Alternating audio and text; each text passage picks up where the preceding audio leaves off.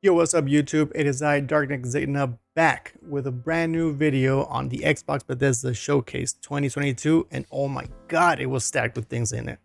We covered over 23 games, world premieres, indies, multiplayer, AAAs, to two major partnership announcements with Riot Games and Atlas, and 5 expansions listed to this coming year for existing titles such as Grounded, Forza Horizons, and Sea of Thieves, as well as an extensive look for the 2 titles that were delayed for Redfall and Starfield, looking very promising.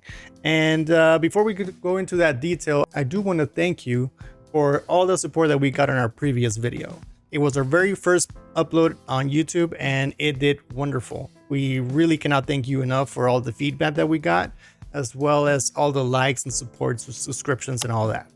Thank you guys from the bottom of my heart. This is very exciting to me, and let's talk about some games.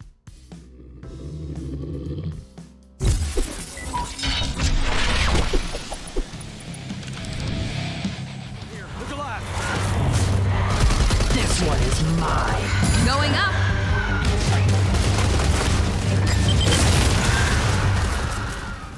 All right, so the opener, Redfall. Holy hell, what was that? I love it. It's a first-person open world vampire hunter thing with kick-ass characters with telekinetic powers, sick-ass gadgets. The good thing about this presentation was that it did show extensive gameplay on some of the games. This was one of them, and I think it was very much needed. In my opinion, the humor of this game is top notch, and I cannot wait to see more of it. It kind of reminds me a little bit of Borderlands with Left 4 Dead. 4-player co-op. You do see a lot of funny humor, great skills, sick-ass enemies, both human and vampires. I think the whole focus is on vampires on this game. But what really caught my eye was how large the map looked, and also how diverse it was with the multiverse dimension type of thing, multiple dimensions. There's a tier system for weapons or gear, as well as a skill tree, right? So that gives you kind of like the elements of an RPG Borderlands. That's kind of where I was going. And also highlights the fact that you could play both solo and co-op. I don't know if it's gonna be AI when you're playing solos, or if it's just strictly gonna be yourself. Either way, they did a fantastic job showing you the action, the balance, the dialogue as you're playing, and also how the vampires are gonna be portrayed, or how they're manifested in this game. It's really interesting. I cannot wait to see more of this game. Like they said, the game was delayed till 2023. We don't have an exact date, but if it is 2023. So I'm really excited to play this game. After I saw more detail of what they're doing with this, it really put me back in that Left 4 Dead vibe, but better. You know, it's like Borderlands and Left 4 Dead. Yes, I want it. No.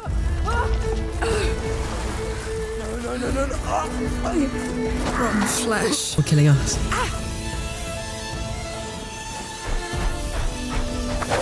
All right, item number 2 is going to be a Plague Tale Requiem.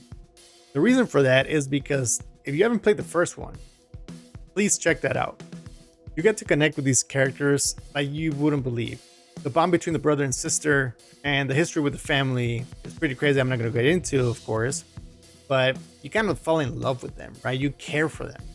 So going into the sequel, they display how the game is much bigger, mechanics, the environment, the attention to detail of the maps and the levels. They do show how the new mechanics for stealth and combat come into play, and how the game is kind of evolving, and that's really what you look for in the sequel. I thought that the cinematics look perfect. They look really detailed with, like, again, the emotion in there. This game really is dear to me, and I cannot wait to play the sequel. Plague Tale Requiem looks incredible. By the way, it is scheduled to come out in 2022, so I know I'm definitely going to be playing this game later on this year.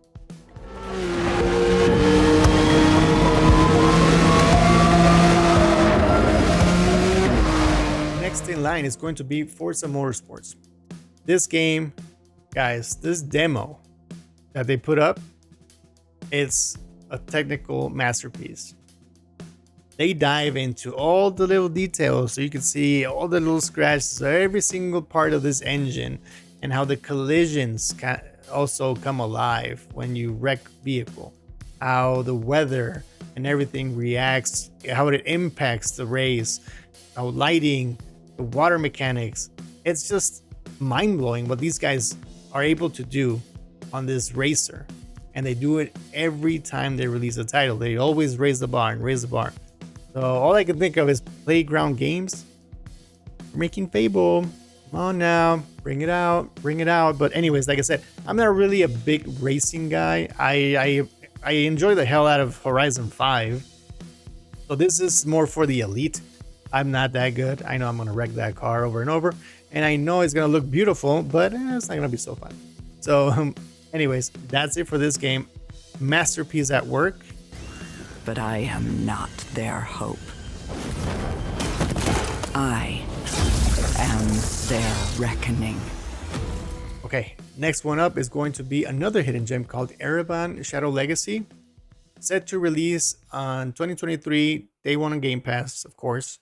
And this title is kind of like an original Assassin's Creed 1 type of stealth assassin game with a cool twist of black magic connected to your character. So character seems like it's like a magical ninja where you have all these bots and guards and everything, but your character actually travels through shadow, right? But it appears to be that any type of surface that you have a shadow on, you're able to teleport there. So as I was watching this trailer time and time again, I kind of understood that better, because the first time I saw the trailer, I didn't really get how this magic was working, or was how it was intended to work. So you start to see this cool assassinations. Like I said, the setting looks pretty damn cool. I love it that it's in the future with robots and your character just traveling all over the place, wreaking havoc. Obviously, I'm going to give this game a go. I'm a huge Assassin's Creed fan, and if you give me some magic powers along the way, they might as well use them, right? Super hyped for this game. 2023, Ereban Shadow Legacy.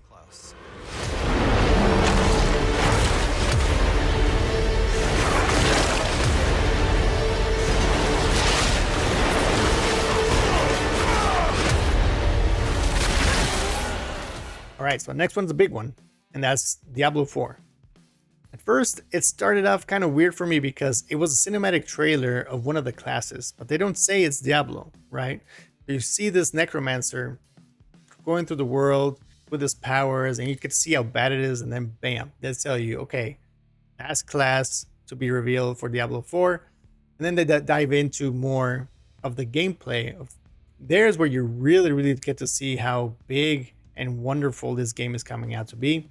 Whereas it's a perfect sequel to Diablo 3. The world is much larger. They even say it's open world. What I love about Diablo games is that the more you look at the environment, you get to appreciate it way more. The attention to detail of all the moves and all the magic and all the spells, all the blood everywhere. It looks great. This Necromancer class looks fantastic. I know I'm going to try that in day one when this game comes out. 2023 is a date. We don't get a specific month or day, but it is another one that we're going to have to put in the backlog and play the hell out of. All hell breaks loose 2023, Diablo 4. Sign me up. Okay, so the next one was an announcement of a partnership with Atlas. This is a huge deal because Atlas for the longest time was putting their games on every other platform and console except Xbox.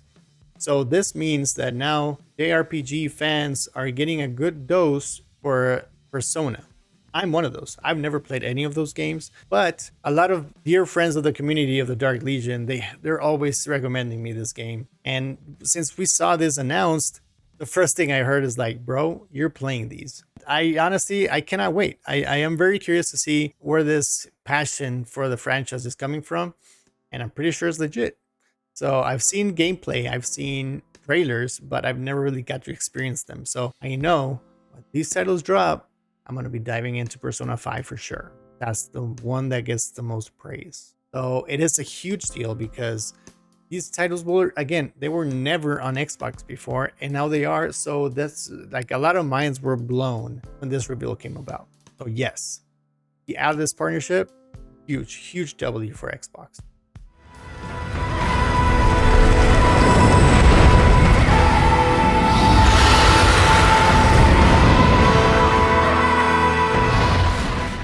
One of the biggest shockers of the presentation was actually Wo Long Fallen Dynasty. This game came out of nowhere.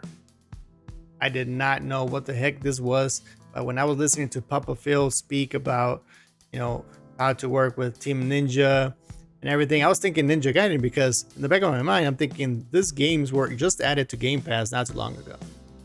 So I'm like, okay, maybe it's the next Ninja Gaiden. What's up? But then we start to see this gameplay.